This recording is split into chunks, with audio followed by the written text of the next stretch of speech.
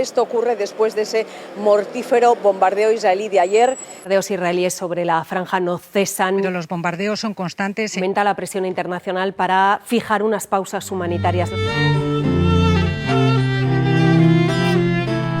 Hem d'escoltar el que expliquen els palestins i les palestines i el que fan.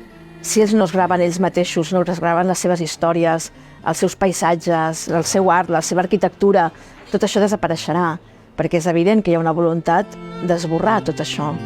Nosaltres sempre diem que filmar és existir, i sobretot en el cas de Palestina.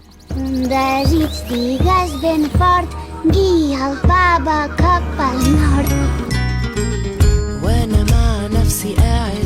Els països europeus estem molt acostumats a informar-nos sobre el que passa al sud del Mediterrani i a l'est del Mediterrani a través, sobretot, de pel·lícules, no? I del que surt per la televisió, que sempre està mediatitzat per una mirada europea. Llavors, a nosaltres ens interessava molt poder conèixer la cultura, en aquest cas el cinema, que es fa des d'aquests països per la seva gent, amb la intenció de construir aquests imaginaris que tenim nosaltres sobre el sud del Mediterrani, que ha de tenir una pel·lícula per estar a la mostra, que ajudi a pensar, que ajudi a superar prejudicis o que, com a mínim, ens doni elements per qüestionar-nos a nosaltres mateixos.